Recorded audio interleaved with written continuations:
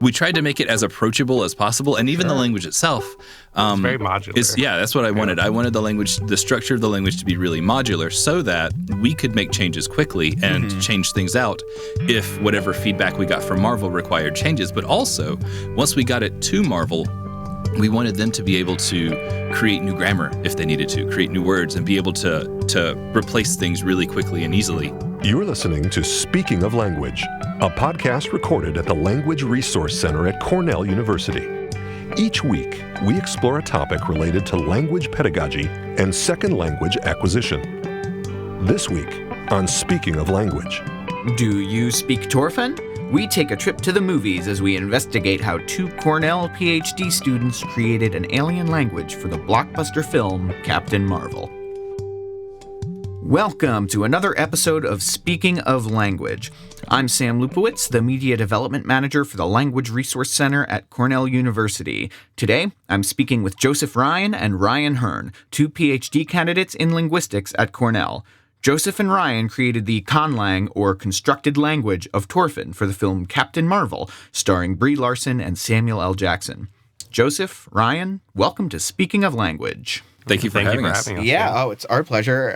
And I'm excited to talk about making up languages for comic book movies, because that's really cool and exciting. But before we start... can you tell us a little bit about your backgrounds with learning and creating language? Okay, sure. Yeah, Joseph, you want to go ahead? So let's see. Actually, I'm a linguistics grad student here. And actually, creating languages is actually how I got interested in linguistics. Cool. So I started off in middle school, reading Lord of the Rings and learning Elvish, I'm sure lots of language nerds do and nerds in general do. And once I got interested in that, I started taking Latin and Greek, and learned how to make languages, all the different aspects that go into language, the morphology, the phonology and phonetics and syntax, all of that. And I made a few of my own languages in middle school and high school, which I haven't even looked at in 8 years. Very cool. And actually, when I got into undergrad, I was actually a physics major to begin with. And I had no idea that linguistics was a field that I could go into. Sure. And then I took one historical linguistics class my freshman year and quickly switched over to linguistics. And so I'm mainly interested in historical linguistics, tracking how languages change over time. And I'm specifically trying to merge that with computational methods that are pretty widespread in synchronic subfields of linguistics. So usually you're working with millions of words when you're looking at a modern language that's well documented, but Sure. you have specific challenges that you have to overcome for historical languages because you are very limited in your data set and you can't go down the road to gather more data from a speaker. Right. So I'm looking at trying to blend the methods that we use for modern languages with all this historical data to come up with new ways of viewing historical languages and language change in general. Very cool. Ryan, what about you? Yeah, and so I was also big into Tolkien when I was in undergrad, but I was also a big anime nerd, and so I wanted to, be able to watch it without subtitles, and so I started learning Japanese. After I graduated, I went to Japan for a year and taught English in Japan, and so my Japanese got better. And so, I loved learning Japanese, and I loved learning about it, and I still watch a little bit of anime, but now, nowadays it's more about the love of the language, Yeah. But so I was an accountant after that, and so I was working as an accountant for 5 years, and I was teaching myself Latin in my downtime because I just like learning That's languages. what people do. They need to cut loose after a long day of accounting. So and I was like, well, I took Spanish in high school, and Latin is really different from Spanish, but Spanish supposedly came from Latin. So why is Spanish so different? And so I looked and I found out, there are people who actually study this as a profession, and I was like, darn, I have to quit my career and go back to school now because I know what I want to do with my life. And Sure. So, so I'm also a historical linguist here in the linguistics program at Cornell. I work on mostly historical syntax. So I look at word order, how word order changes over long periods of time in a language. And so what I've tried to do, the angle I've tried to bring to my, historical work is taking the developments of like modern synchronic theoretical syntax, what people are doing with like living languages working today, and try to apply those theoretical advances to the diachrony of language. So that kind of gives us a framework that I can work within to kind of more precisely explain what exactly is happening when syntactic structures change over time. Very cool. All right, so we've got, I think, a nice springboard from which to get right into the meat of today's conversation, and also that you both managed to reference Tolkien before me. So, but I'm sure we'll be able to circle back to that. So before we dive too deep into your process, can you give our listeners a summary of how you got involved in the Captain Marvel film and the work that you did? So Marvel contacted my dissertation chair, Michael Weiss, and they wanted him to do a few ConLangs potentially for the Captain Marvel movie. Okay. And he, due to work and other responsibilities, he wasn't able to take on the project, and he directed them toward us because we both had interest with ConLangs and things like that. And so, Marvel emailed us the next day, and what we did was we did some language designing for Marvel, for the movie Captain Marvel, and one of the language projects that we proposed to them was actually used in the movie. So we designed from scratch and built a language from the ground up that was used in the recent Captain Marvel blockbuster movie. Very cool. And it is, I watched the film last night, and the language, Torfan, is spoken by an alien race that's sort of caught in the crossfire between two other warring races. So it's sort of a complicated setup, but you didn't have a very long turnaround time for this, right? No. We got the email and we set up like the deal with Marvel, and we pretty much within 4 days we had to get something back to them. So it was a very quick turnaround. Yeah, and which makes sense because they're on set, they're figuring out how exactly they want things to happen in their scenes, and so I feel it relatively frequently. It's like, oh well, we need this thing. Let's find someone who has a lot of experience with this who can. So I feel like that's probably relatively common. And also with the experience that we have, that was it wasn't that hard. Yeah, it was a fun challenge. Fun. Yeah. And that also kind of helped constrain our methods, which I think we'll probably talk about more later. But it worked out all the way around, I think. Cool. So you're there. Thanks to this recommendation, you get an email from Marvel, and you need to come up with a language for this species to speak in 4 days. Let's start from the ground up. How do you get started? And how did you collaborate and split up sort of the work when there was so much to do in a short span of time? Yeah, so that collaboration was actually another challenge that we had to overcome because we were in different states at the time. Yes. Okay. So to do that, we just set up like a Google Doc, and we're like working on it when we could over the 4 days because like I was on vacation at the time actually. Yeah, you would come back and there would be a whole new section, and you're like, oh, well, that's cool. I wonder what Joseph has been working on. So that was always fun. And then to actually start working on language, like we got what information we could from Marvel about like the species that was speaking this language, like their culture, all that, because you can't really separate language from the culture that the people are speaking. Absolutely. And so based on like the culture, the Torfans, I think, were like a very like technologically advanced and scientific species, and that were just going through hard times because they're caught in this war between the Skrull and the Kree. Right. So we tried to integrate that into the language itself and really start out with like the type of grammar that you want to have, which is what Ryan worked on most. Yeah, that's kind language. Of so. Yeah, we once we heard about what kind of culture they had. So me being more of a syntactician, so I immediately started thinking about, well, what kind of structure do I see for this language? And Joseph does a lot of stuff with phonology, and he had some really interesting ideas that he wanted, interesting directions he wanted to take the sound system in. Okay. So I probably contributed most of the syntax and the morphology. Okay. But with Joseph providing some really interesting input there as well. And I think Joseph did most of the work with the sound system, and he also wrote most of the vocabulary. Okay, very cool. And was there, as far as developing vocabulary, like, was what was your focus? I'm thrilled to hear that they gave you some cultural background and that wanted that to inform the language, because I got excited when you're coming in. I wanted to ask a bunch of questions about, the socio-political context of this and also but it's a Marvel movie. I don't know if they really got to deal with that. So I'm interested and excited that was the case. So then what was your focus on developing that vocabulary? Did you have a point that you sort of centered around, or was it more nuts and bolts than that?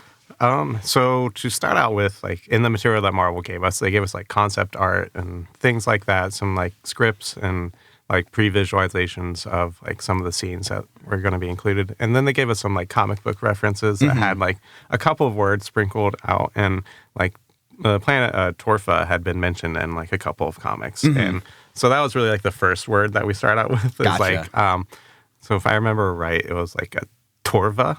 It was the word that the Torfans would call themselves. Sure. And I can't remember what the root means, home or something like that. And so it has and we didn't want to just when the word Torfa. So right. We made it a little different. The first consonant, the T, is actually an ejective consonant. So that's where when you make an ejective consonant, you're lowering your your pharynx or your larynx? Glottis, larynx. Yeah. That one. Your vocal folds, you're lowering those down to make a puff of air come out of your mouth, rather than producing that with your tongue or something like that, you do in English aspirated consonants. So we started out with that word, and then from there, we just kind of were let loose, what sounded cool, what sounded something an alien would say. But, due to the time constraints of the project, most, if not all of the vocabulary that Joseph came up with was designed around the scene in question. And so we knew that, this is going to be, there are these two groups of people, they don't really understand each other, but this is this could be a very hostile situation really quickly. And so a lot of the words a lot of the first words we came up with is go away, planet, war, those kinds of words. That helped keep us focused, because we knew the kind of scene we were going to be designing the language for, and we didn't waste a whole lot of time that we didn't have on building out too big of a dictionary. So we were able to keep the project focused on exactly what we needed to do to meet the client's needs. Yeah, and that's very different from if you're just creating a ConLang. Normally, you'd start out with very basic vocabulary items like water, sky, earth, trees, forest, like mother, father, things like that. And these are things that we didn't actually come up with. Yeah, there's no in the language we made so far. There's not yet a word for mother or father. So. right, something that would come up otherwise. So you weren't physically in the same place for any of that. I was in New York, and he was in Georgia. Georgia, yeah. Cool. What do you turn into Marvel? Was it a someone from corporate, someone from a producer that sort of? I think it was one of the producers. Okay, yeah. I wondered who on a film would handle farming out that sort of. Yeah, well, I mean, it makes sense for the producer because So what we turned into them, if that's so we basically gave them a packet that it had different sections. It had a section dedicated to the phonology of the language. Here's what the language sounds like. There was a section dedicated to the morphology of the language. Here's how you build words in this language, and here are the pieces that you put together to build those words. And then we had the syntax section, which was next, and this is how you line those words up to make a grammatical sentence. With things like, well, here's how you make questions. Here's how you do. This language doesn't have WH movement. So, in English, we have instead of you ate what, we say, well, what did you eat? And so Torfan doesn't have WH movement, and so those words just kind of stay in place. And then after that was the dictionary. Which was just a couple of pages.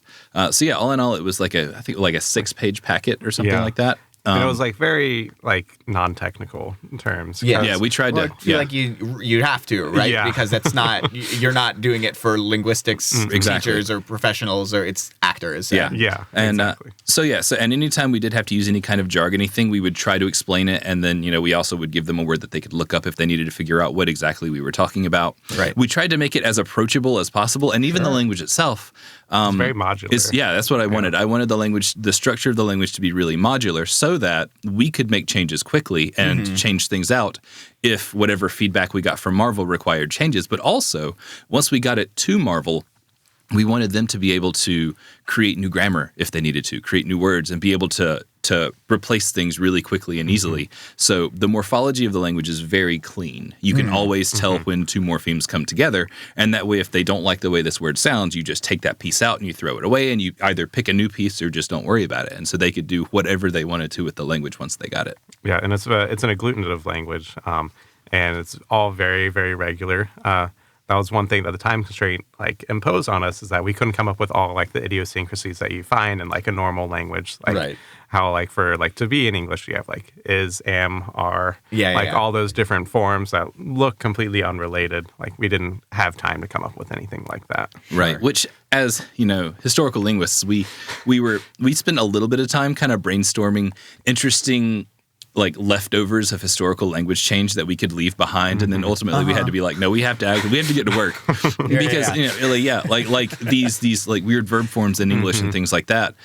These are all remnants of historical change, and at one time they all made perfect sense. But if you look at them now, they seem really weird. And so we thought about, well, what kinds of interesting things would the culture of this people, what kind of an impact would that have left on the language that might not be as easily visible looking at it from like a modern perspective, as opposed to seeing the entire history. But we ended up scrapping a lot of those ideas because we were like, okay, we got to get to work, we got to get this language done and get it sent out. So it's a very regular, it's much more regular than practically any natural human language. Gotcha.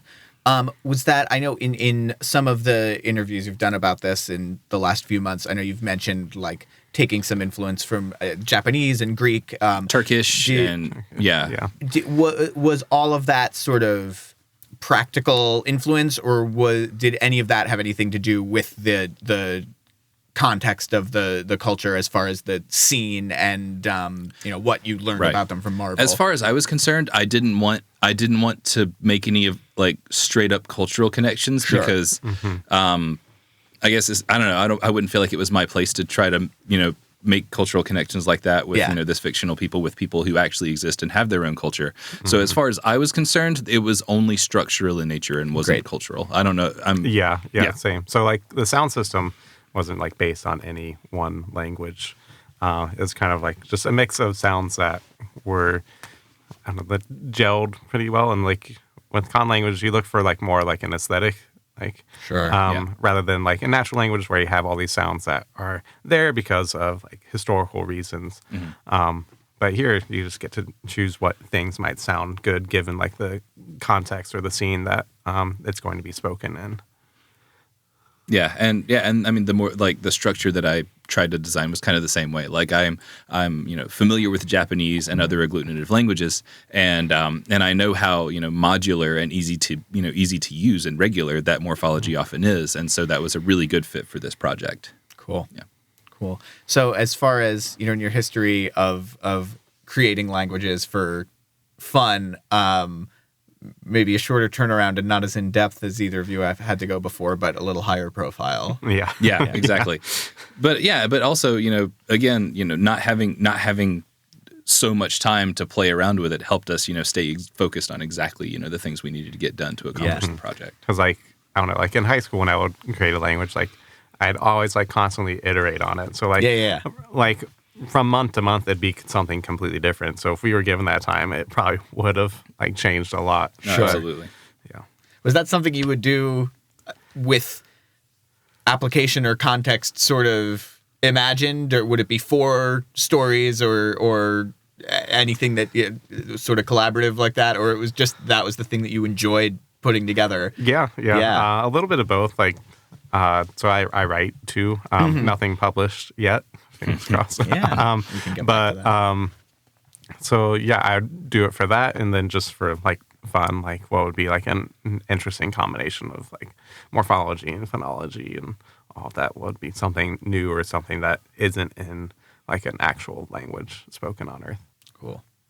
And the other thing I wanted to ask about the Torfan language, you did the spoken language, but there was no written element that you That's did. correct. Okay, all the I guess it's Cree glyphs that are in the film are unrelated. Correct. And those were already like created before. Yeah, I thought they had comic book precedent, but I wanted to double check because that would be another thing. And I think, but I mean, Torfan also, like, there is an orthography that shows up like 3 times in the comics, I think, right? You'll see like a single word written in the Torfan alphabet. So there is an existing Torfan alphabet, and we asked if they wanted us to try to do anything with that, and they were like, no, you won't need to do anything with that for the scene. So Gotcha. so we were prepared to do orthographical work if they wanted us to, but that would have hugely expanded the scope of the project. Yeah, absolutely. Yeah. All right. So then you turn it in 4 days later. You turn in your packet to Marvel. What's the next that you hear about it? You go see the movie?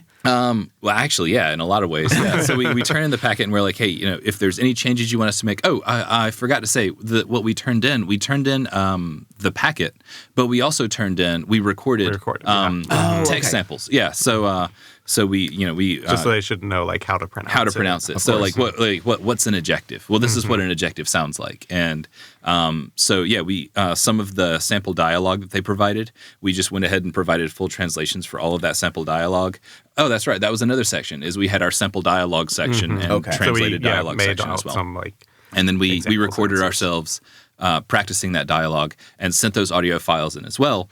So not only would they have the entire grammar of the language, but they would have someone actually, making attempts at speaking it as it's supposed to be speaking. As it's supposed to be speaking. Yes, I'm a linguist. Yes. But yeah, so that was fun too, getting to play around with the mics and do fun audio work as well. Yeah. But yeah, once we sent that off, I think that was in June. Yeah. June 2018, and we didn't hear back from them until we didn't hear. Like, there was no like no great job, thanks or anything like that. Like we were just right. Yeah, we went to see the movie, and that's our language. Yeah. We're in the credits. That's awesome. In a way, sort of. I mean, it would have been nice to know that it was going to happen, but just to go see the movie and find, they used the. They actually used it. Yeah, it was. Yeah. It made opening night a lot more exciting for me. That was really cool. And I mean, they're busy. Like they've got, they're running all kinds of things simultaneously. Like I make a couple of movies every year. Yeah. Exactly. So I definitely understand not, taking the time to write out a long, email to the 2 random linguists who that did work. That showed up in the movie for 5 seconds. Yeah, exactly. But yeah, it was a great surprise. And it made us feel good about the work that we had done because we knew that the client liked it. It met their needs, and they were able to make use of it like they wanted to. And so yeah, it was really rewarding getting to see that, especially on that level. Yeah, absolutely. Cool. Well, thank you for sharing so much about your process.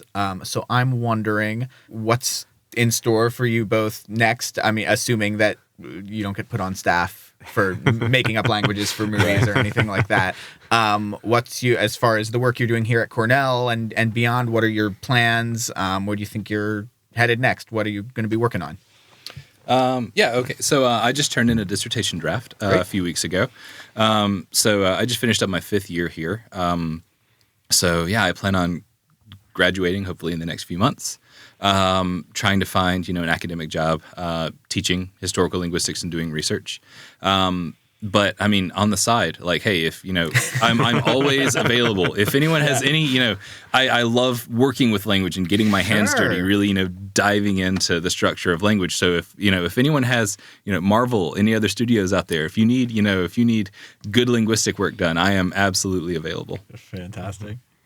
And so I'm getting ready to start my 3rd year in the PhD program here, and I'm just continuing to do like my own research. Like one project I'm working on is acoustic reconstruction. So like taking like recordings of modern languages and trying to extrapolate back to like historical forms, like Very an cool. audible historical form. I'm actually teaching an FWS class on ConLangs in the fall. So I would like to like continue doing ConLangs. I still do it like in my spare time as a hobby, but probably still like keep to like doing research as my main focus. Sure. But again, like Ryan said, if anybody came asking for a language for a project, I'd be more than happy to do it. No, yeah, this is a great experience, and we would love to do it again. You mentioned that you write a little bit. Is there anything you'd like to talk about? We don't have to, but give you the option.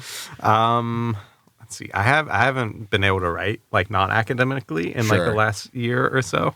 Because always have to be writing, but not always writing you want to do. Yeah, absolutely. So I don't have anything like out there. I actually haven't like only like family has like read some of my stuff. So don't really have like a website or anything like that. You can read it on or anything. Yeah, there you go.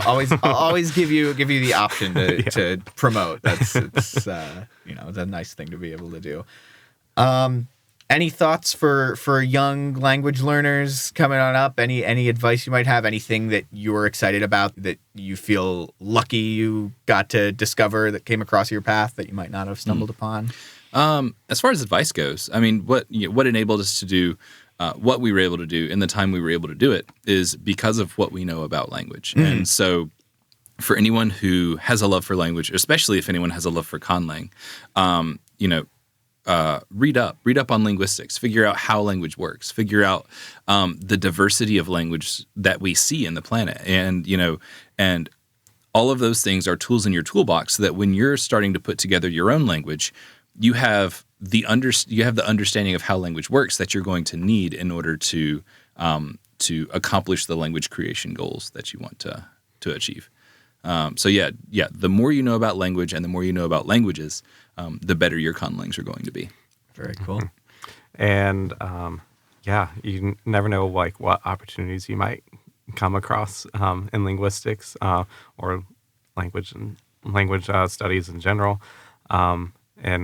This was especially like a cool opportunity to be like a very small part in the grand scheme of things, but still a part of a movie in the Marvel Cinematic Universe, and especially the movie that's like the first female-led movie in the cinematic universe. And just being able to be a part of that was a really fun and like meaningful experience for me. Absolutely. And also both of us having been, comics fans like our entire life, like this, just, getting to do something this nerdy with, a property, that we've loved for decades was it was a wonderful experience from start to finish. It was great.